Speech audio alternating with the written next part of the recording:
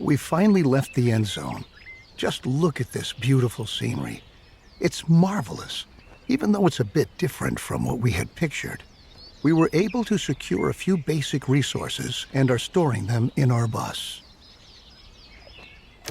I'm glad we prepared ourselves well for this kind of scenario, especially since our inventories in the end zone ran low. Don't forget that if you need additional information, you can look at our survival guide at any time.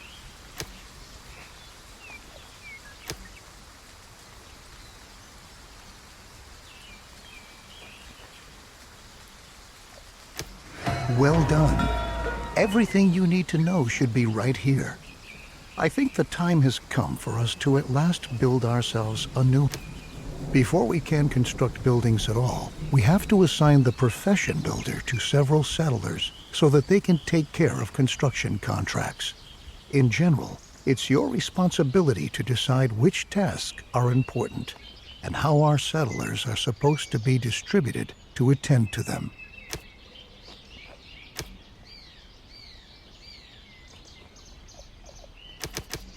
All right, your builders will be ready as soon as construction contracts have been issued.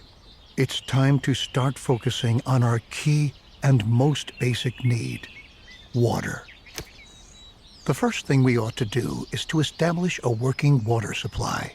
So we'll move on to our first construction contract. Place and build a jetty by a lake in the vicinity of your town center.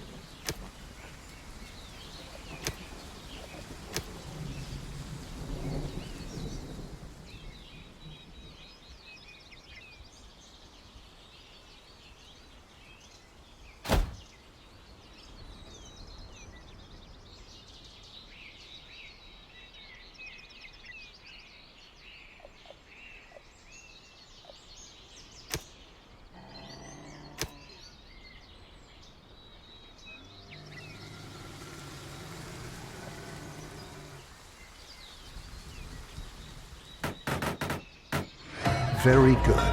The jetty was completed as planned. Now we have a place where we can collect water. There are other possibilities to gather water too, but the jetty is the simplest and most cost-effective method. We can obtain and store water from different sources, like a jetty, rain collector, or well in the cistern. The cistern should always be in close proximity to a water source, so that our water carriers don't have to walk too far.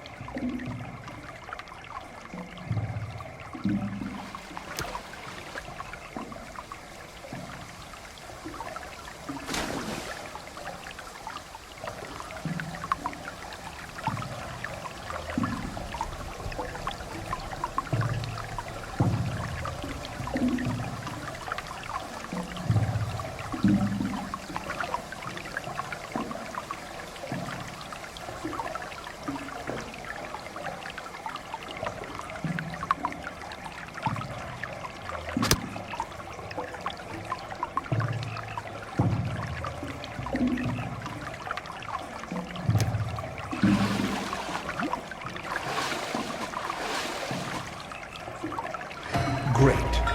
We have now installed a working water supply, and water is now transported from the jetty to our cistern. Consider hiring more water carriers if you don't have enough settlers available. You can never have enough water in storage. Now we should focus on food production. It's important to ensure the supply right from the start. A gatherer's cabin, a hunting lodge, or a fishing hut can directly remedy the situation. I suggest starting with a fishing hut, since we're already located near a lake.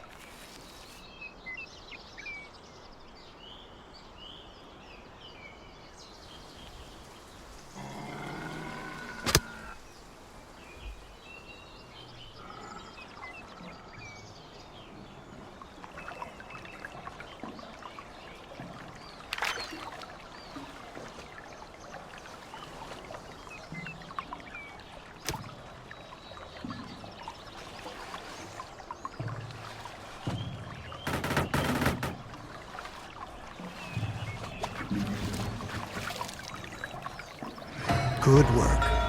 We've now taken care of our basic supply via food and water. Make sure that you have enough food and water on hand at all times, especially if you want to upgrade your settlement. A population that grows too fast can quickly unbalance your food and water supply, bringing major difficulties for you if you don't watch out.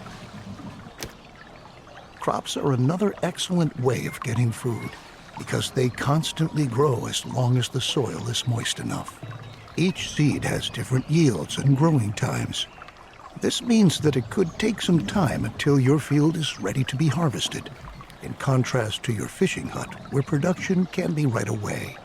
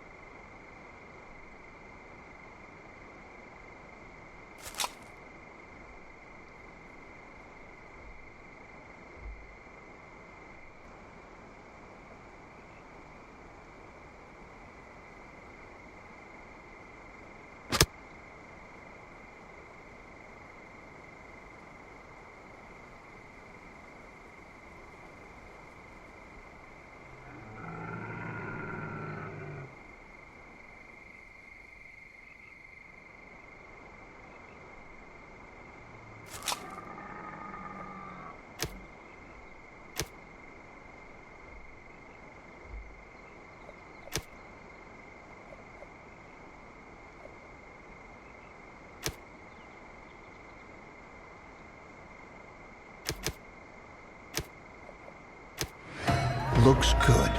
Remember that we need the widest variety of food sources to stay healthy.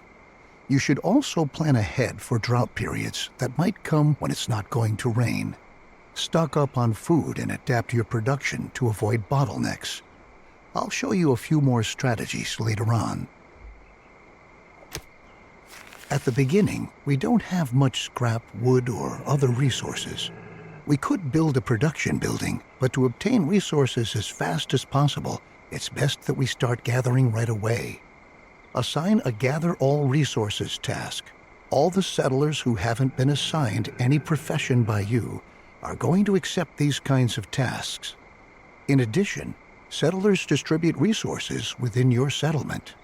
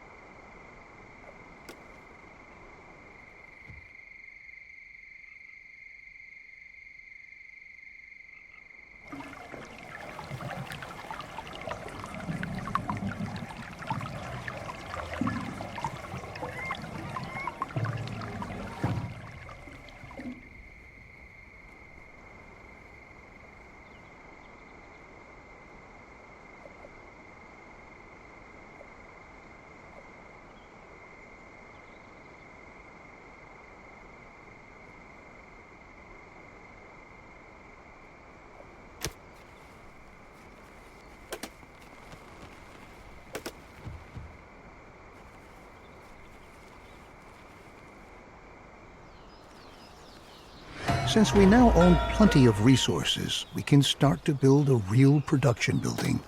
Then you don't have to always make efforts by hand that collecting is taking place. Production buildings are not only easier to manage, they are also distinctly more effective than simple tasks. Don't place production buildings too far away from your settlement. You'll be able to change their working area at any time later on.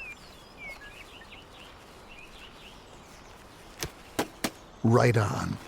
The best thing for us to do now is to build a forester's lodge to automate our supply of wood and make it more effective at the same time. Foresters are not only able to chop down trees, they reforest areas with trees as well.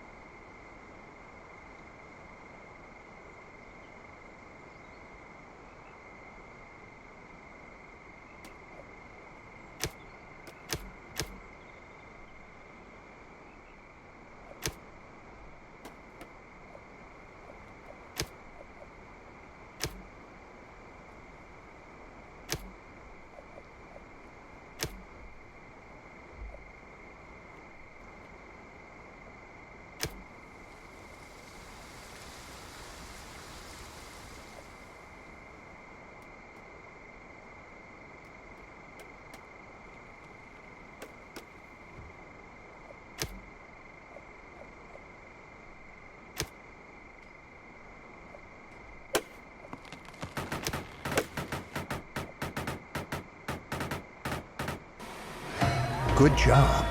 You might want to change this building's working area later on to tell your workers where they should get their wood from. Ah, and for your information, if you want, you can also tell your Forester's Lodge that they only ought to attend to reforesting an area in order to create a lush, green forest which generations to come can use. Very good. Now we ought to take care of collecting scrap. Scrap is one of the most valuable resources because the quantities present are limited, and we can recover other resources from scrap.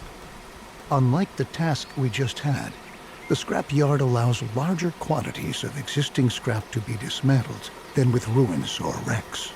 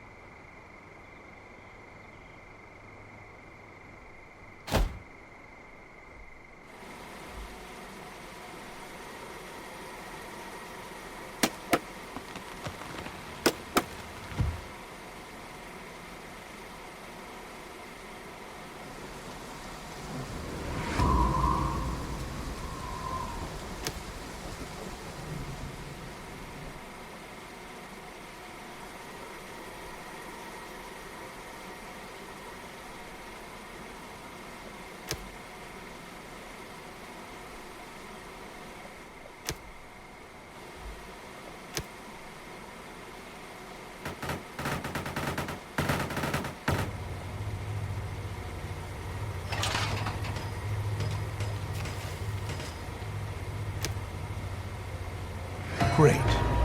You can change the working area for the scrapyard, too. We can recycle scrap into 4 additional resources: cloth, metal, plastic, and electronics. We'll do that shortly, but for now we ought to take care of your settlers' needs first.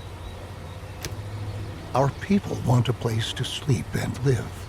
Cabins fulfill their need for safety and privacy and increase the confidence of their inhabitants. In other words, building cabins increases their willingness to start families and reproduce, if you know what I mean.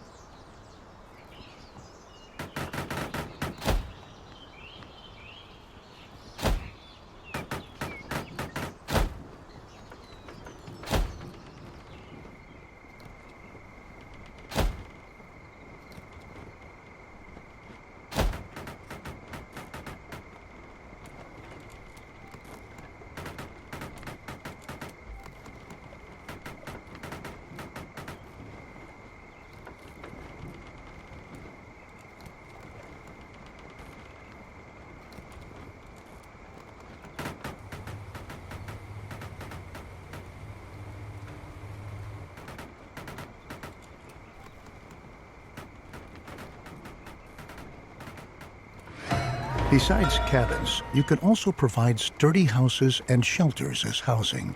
Sturdy houses withstand sandstorms better and have an increased storage capacity to boot. Children living in houses gradually fill up the house's stockpiles.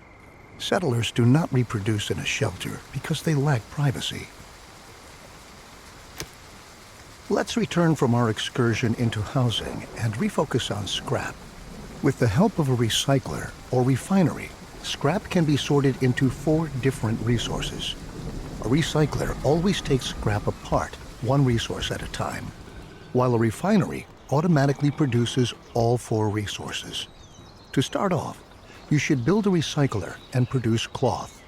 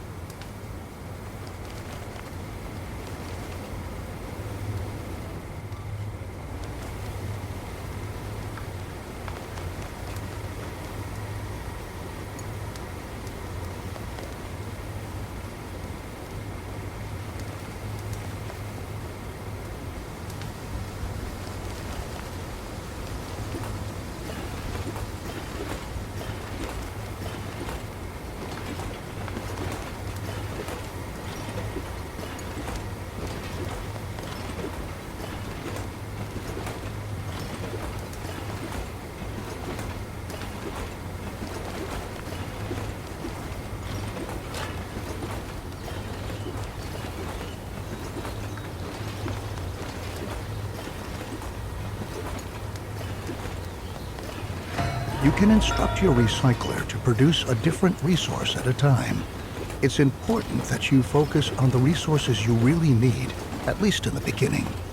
Cloth and metal look like good options if you want to equip us with protective clothing and tools. Happy settlers are industrious settlers. That's why we ought to look after our people and protect them against the surroundings and dangers, like radiation. So let's start by transforming our newly recovered cloth into protective clothing. A tailor will be able to help us with that.